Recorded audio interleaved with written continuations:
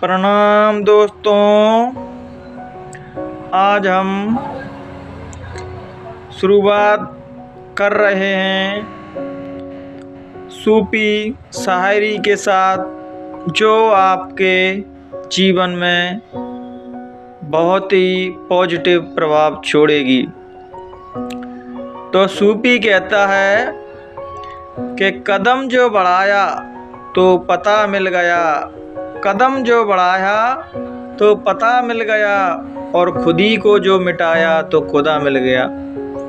तो दोस्तों, जब हम परमात्मा की ओर अग्रसर हो जाते हैं और अपने मैं तत्व को ख़त्म करने लगते हैं, तो हम धीरे धीरे उसकी ओर चलने लगते हैं और हम उसकी भक्ति में डूबने लगते हैं।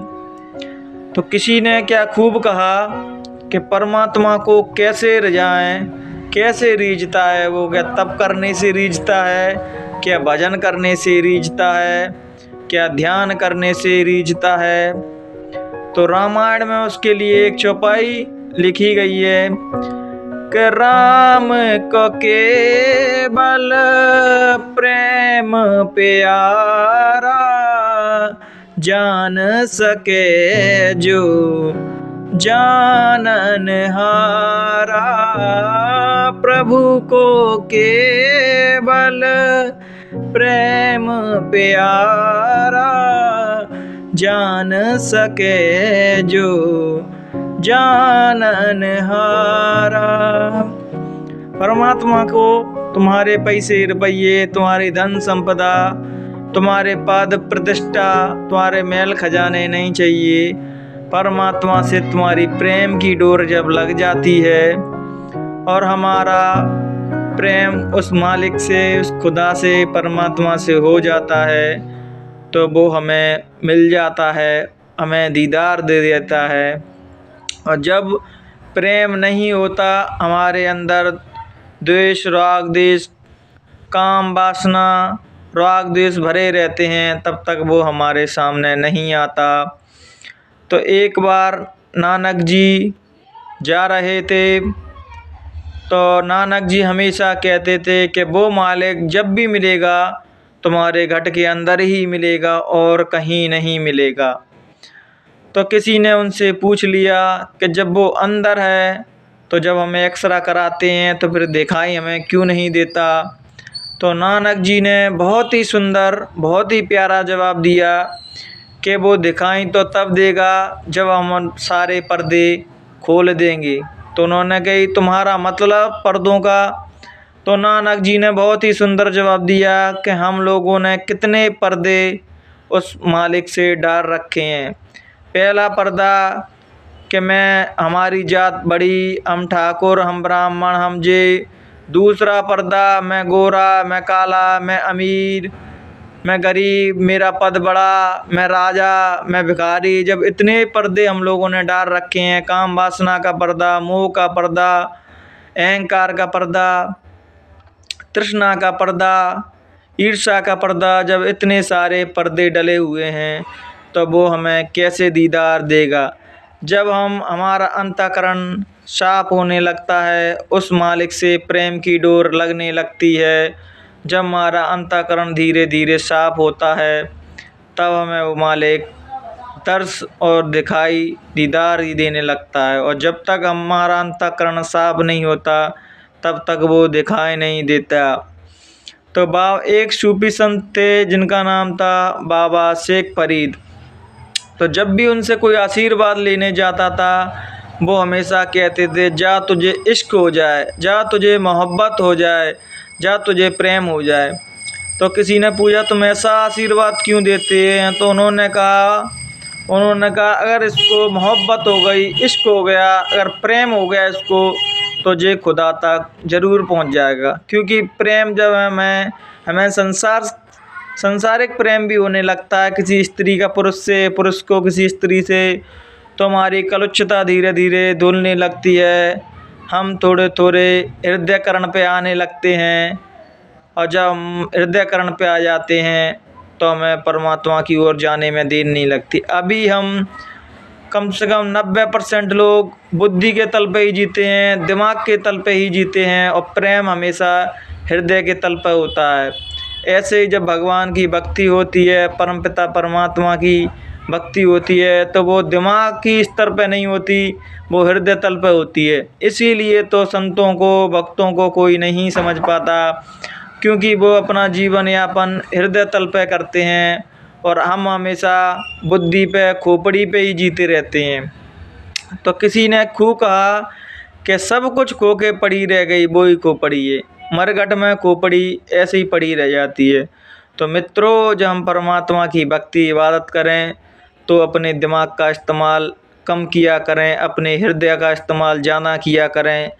हमारे द्वार पर कोई भिखारी आ जाता है तो हम उसे 10-5 रुपये देने में भी इतना दिमाग लगाते हैं कि दारू पी लेगा, कहीं ये कर लेगा, कहीं वो कर लेगा। अरे हमें तो परमात्मा के नाम से उसको दान दे दिया, वो कुछ भी करे, लेकिन हमारा तो दान के रूप में ही लगेगा। इतना दिमाग लगाने की ज़रूरत नहीं है। हम अपनी प्रॉपर्टी उसके नाम नहीं कर रहे, केवल 5-10 रुपये दे रहे हैं, उसमें भी दिमाग लगाते हैं। तो सभी से यही अनुरोध करूँगा, जब हम दान दें तो किसी को महसूस तक ना होने दें कि हमने क्या दिया, और देने के बाद भूल जाएं, वही असली दान है, अन्यथा कोई दान नहीं है। तो मित्रों, जब हम सच्चाई के रास्ते पर चलने लगते हैं, उस मालिक की भक्ति में डूबने लगते हैं, तो हमारे जीवन में अनंत खुशियाँ आती हैं, हमारा जीवन खुशियों से भर जाता है, और हम अपने जीवन को सुखमय और मंगल बनाते हैं। आज अगर आदमी व्यक्ति दुखी है तो सबसे बड़ा कारण यही है कि वो मालिक को भूल गया है, जिसके यहाँ से यह जीवात्मा आई है उसको ही भूल के बैठा है, और अपने जीवन को बेहोशी में जी रहा है।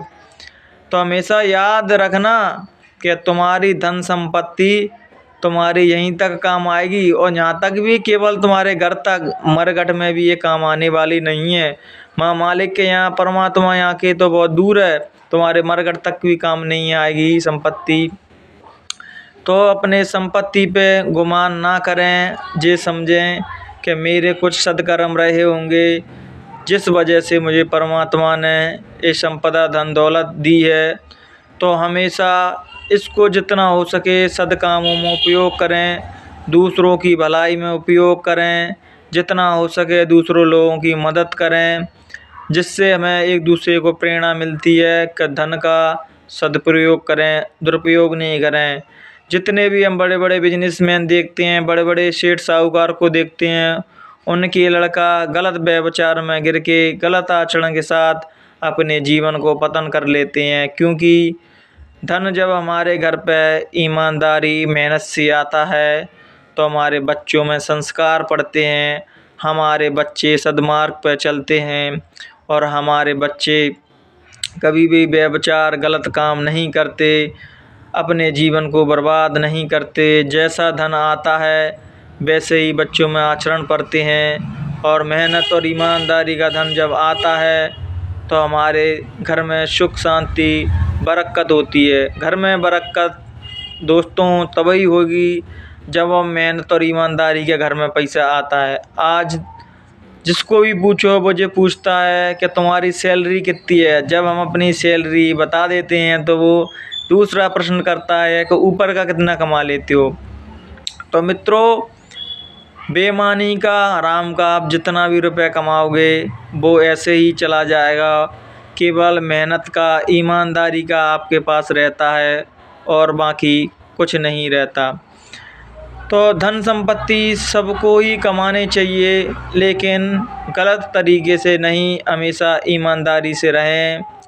अपने जीवन में ईमानदार होना बहुत ज़रूरी है। अगर साधक भी जब तक ईमानदार नहीं होता उसको परमात्मा नहीं मिलते, उसको परमात्मा कभी दर्शन नहीं देते, उसकी साधना पथ कभी सही नहीं चलती। जब हम ईमानदारी के रास्ते पे आ जाते हैं और अपनी इबादत सच्ची लगन के साथ करते हैं, हमेशा अपनी इबादत में, अपनी पूजा अर्चना में दूसरों की भलाई मांगते रहते हैं, तो हमारी पूजा उस मालिक के दरबार में कबूल होती है। आज का आदमी इतना स्वार्थी हो गया है कि वो जब भी मंदिर में जाता है वो अपने ही लिए मांगता है और दूसरों के लिए कुछ नहीं मांगता। वो सोचता है पड़ोसी मर जाए तो मुझे जिसके भी पड़ोसी का नुकसान हो जाए तो मुझे बहुत अच्छा लगेगा। लेकिन मित्रों ऐसा कभी नहीं होता। जब हम दूसरों के लिए बुराई मांगते हैं तो वो पहले बुराई हमें मिलती है। जब हम दूसरों के लिए बुरा सोचते हैं पहले हमारा साथ बुरा होता है।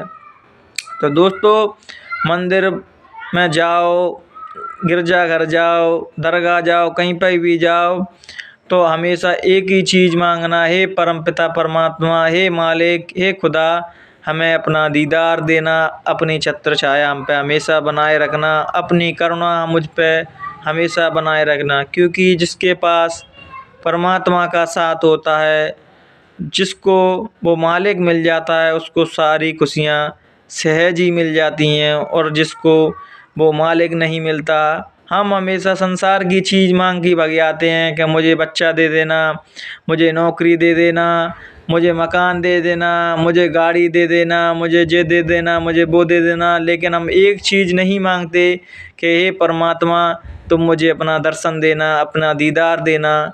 जब ऐसी चीज़ मांगने लगते हैं परम पिता को, परमात्मा से ही मांगने लगते हैं, तो परमात्मा बहुत प्रसन्न होता है और वो अब तुम्हारे अंतःकरण में आके बैठ जाता है और तुम उस मालिक की भक्ति में डूबने लगते हैं। Thank you.